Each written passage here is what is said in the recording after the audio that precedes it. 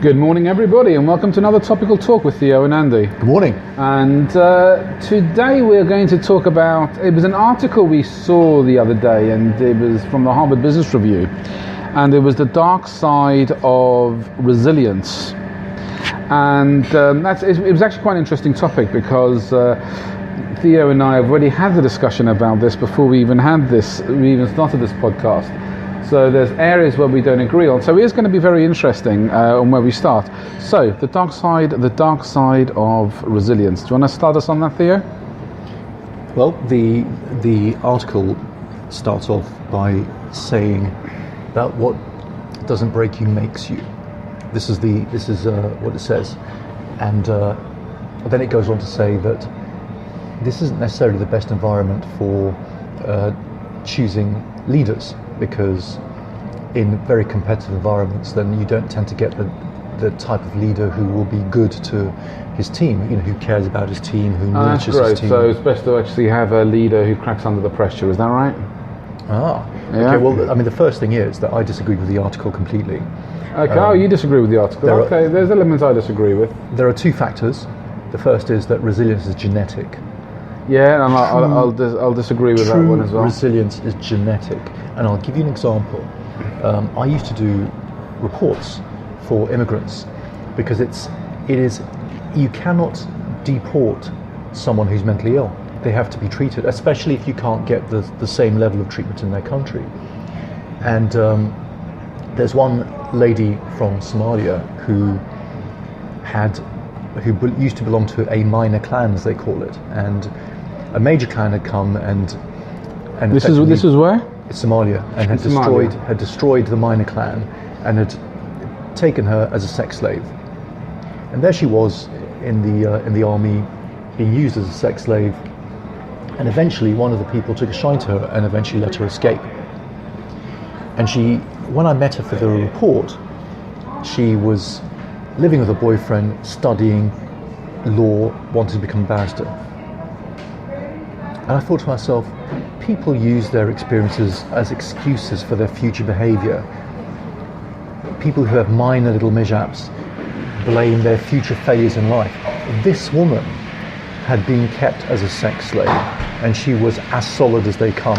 Yeah, but that's the case. That's a classical case of cause and effect, isn't it? I mean, you can actually have two women who have been raped, and one of them will actually turn around and say, do you know what? I'm an alcoholic because I was raped. Correct. And the other one will actually say, actually, I decided to actually make sure it never happened to me again, so I went and became a barrister in this particular case. And so the cause was the rape, and the effect was was the result of how they responded to that. And the one is a fragility, the other one is a control issue.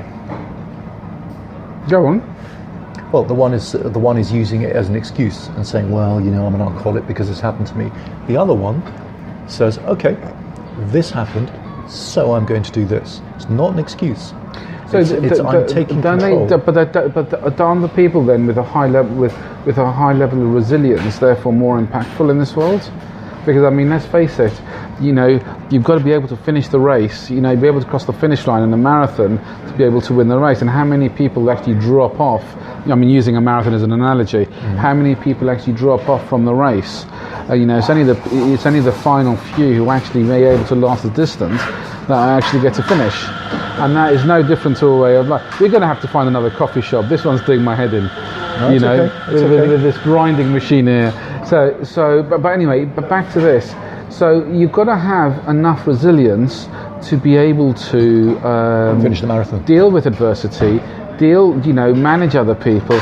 And do you know what? There is an element of it's not that you don't care about your staff, but because those people have gone through a level of adversity and they've come through the other side and they've had to man up and tough it out. No, I disagree with that. I'm sorry. You see, people.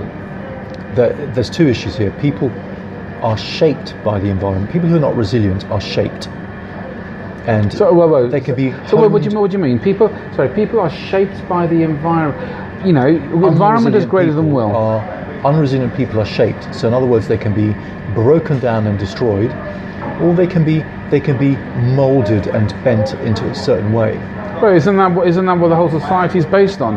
The whole political system is based on shaping people to become workers, in effect. Isn't it? You know, you look at the educational system and everything that's going on. You know, you go to school. Why? So you can get good grades. Why? So you can get to university. Why? So you can go and get a job. Why? So you can go and pay tax. All right? That is the whole system in the Western world. And you know, it is based on the Industrial Revolution. It is based on the Industrial Revolution. University was required for the elite to actually understand some of the science and the mechanics of what was going on, so they could run their offices and their factories and their laboratories. Of course. And whatever. Look, I'm not anti-university. I think that there's an experience to be had. But the difficulty is now everyone's going to university, or vast amounts of people are going to university. So now it's not being used for the purpose which is intended, and for the elite. For the elite. I'm sounding almost. And therefore, university social justice here, social justice warrior here. University no longer has the cachet and the value that it used to have. So you think like people shouldn't go to university? Because now there's education inflation, isn't there? There's now you have to do a master's, and then you have to do a PhD, and then you have to do something else, and it's a complete and utter joke. Is it so? Okay, so hold on a second. So how do you filter? I mean, look, I agree to a certain. I agree to a certain point. I mean, you know, university doesn't have the same impact as it did many years ago. But you know, what is the alternative? I mean, you just go out and work. You know, write an ebook and pop it up on Google and sell it. You know, which is what people are doing now. Okay, we need to be very careful, because what you're veering onto now is a completely different topic, and it is, and I think what's wrong with today's society. It is, and we need to get back on topic. So, in terms of being resilient, and now you can to some extent, if you have the ability, be trained to be a little bit more resilient, and those are the people who are able to fake it until they make it. The fact is, who you are genetically, what your temperament is who you will always be. Okay, yes. You can put some froth on top of the black coffee, but you will always revert to hold on a second. You do adapt to your environment, and I'll tell you a perfect case. I knew this person who, when they went into the corporate workspace, and the thing is, they actually have to raise their standard up to everybody else over there to be able to maintain their job, and they did that, and they did that quite effectively, because the thing is, you go through that, you know, providing you put under a point of positive stress, and we called it noradrenaline. We've talked about this before, and that actually is part of the things that keeps you in flow. However, when you go over that and you actually suffer from that negative stress, which releases cortisol, that's when you're actually overwhelmed and you can't actually handle the pressure. And it's all in the mind. It's what you view. Oh, hold on, I haven't finished yet, Theo, before you jump in there. Fair enough. All right, but the thing is, that person adapted to the environment, and they actually became a better person for it because they were that environment. No, they developed different habits. They develop better habits. Yeah, but they're not saying different. They develop better habits. They're not more resilient as a person. They simply have better habits, which then give a that leads to resilience. Hold on a second here. See, I mental agree. Toughness. You know, you talk about mental toughness. Yeah, there is a level. I mean, there's people who can dig a lot deeper, who actually ultimately get promoted to leaders. People who are highly motivated. They are self-reliant. You know, that's what you want in a leader. You don't want someone who emotionally cracks up under the pressure. I'll tell you the nub of it. The nub of it is... by the way, just quickly, because I need to finish this one off, because you're looking to jump in. So this person went into that environment.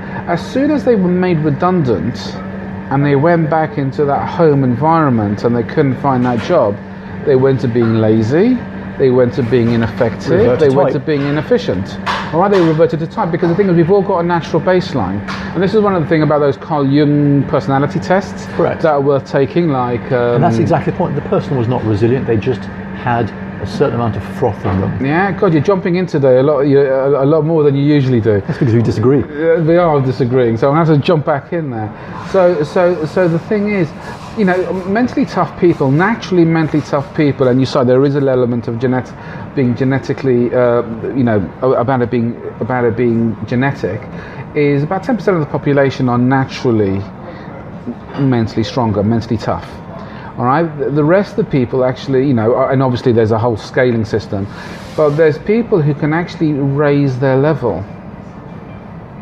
All right, providing they change their environment. What? So are you gonna say to me that every person who hasn't got that level of mental toughness and they're aware of it should give up? They can fake it, but the key thing is this: what is important, as I always keep on saying, is self-awareness. You see, what happens is in a ruthlessly meritocratic society, we're always pushed to go to the next step. Otherwise, we're seen as being inadequate, or we think of ourselves as being inadequate, or we're accused of being inadequate. Whereas the most important thing is just to know how to be the best version of yourself that you can be. And the difficulty is, you've heard of the phrase, we're always promoted to your level of incompetence, because you're pushed and you're pushed and you're pushed. And what happens is you think, I've got to go to the next step, I've got to. And once you think I've got, then your element of control goes, down goes your adrenaline, up goes your cortisol.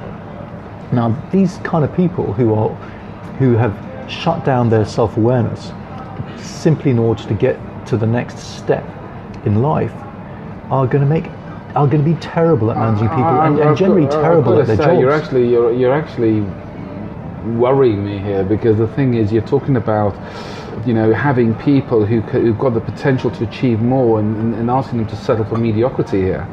You see, this is what we say. You have to, I said you've got to be the best version of yourself, but have the self-awareness. But how do you know the best version of yourself until you actually test yourself?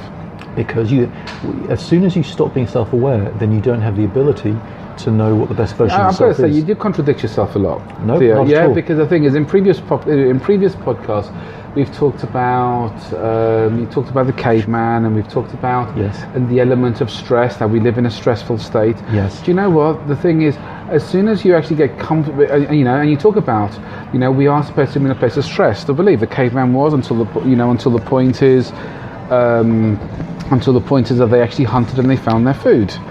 All right, so they go through that element of stress. Now you're actually saying, it's about finding that comfortable stage as to where you are and things like this. And you know what? I disagree. We go to the gym every day. We put our bodies under stress to actually so it grows, so it develops. That's how we're meant to be. Yeah, it's how we meant. Is it how we're meant to be? Yeah, cavemen had to exercise and run around all the time to catch things. Yeah, I've got to say they were hunting around. So we need to get some meat because we need some protein to build our muscles up. Do we? No, they just had adapted to the environment. But we've evolved to do that. They did what they had to do to survive. We've evolved to do that. We've evolved now, because now we come to the gym. And that's why you're doing this warrior diet, because you believe I am doing this warrior diet. You believe that this is how we are genetically evolved. Well, I'll explain to you this warrior diet, and I'm not. I'm probably doing an adaptation of it, actually. Just so people know what I'm doing, because you just thrown it out there. So at the moment, I'm testing out a new diet, and I did some research on it, and it's basically I eat once a day, and I eat between 4 o'clock and 6 o'clock, and it's normally between 4 o'clock and 4:30 by the time I'm finished, but I eat between 4 o'clock and 6 o'clock, and it's to do with about your body being under stress, because that's what caveman was. And the thing is, that's a good enough because we're supposed to be under good enough explanation for you. And the thing is, it's like going to the gym. You put your body under stress. You need to put your body under an element of stress to keep on, to motivate you to keep on doing. But the same thing with your mind. So you have to be the best version of yourself. But as soon as you stop being self-aware, you don't even know what the best version of yourself is. You're just driving without thinking. And as soon as you're driving without thinking, your control goes. Now, you can still be in control and put yourself under a little bit of pressure. Leaders, the results of our ruthlessly meritocratic society where nothing is ever enough, produce leaders who are either super stressed, very capable individuals who desperately need to see a therapist, or who are psychopaths, who therefore just don't care and they get on with it. You know, it is. Yeah, it's. I'm surprised. I'm surprised today, because here's the thing. You know, we need to go up to that level of perturbation, and I'm going to explain this. You know, without interruption on this one. You see, we get to that point where we get to that end of our comfort zone, and you know, for us to be able to grow and develop, we actually have to push past that comfort zone. So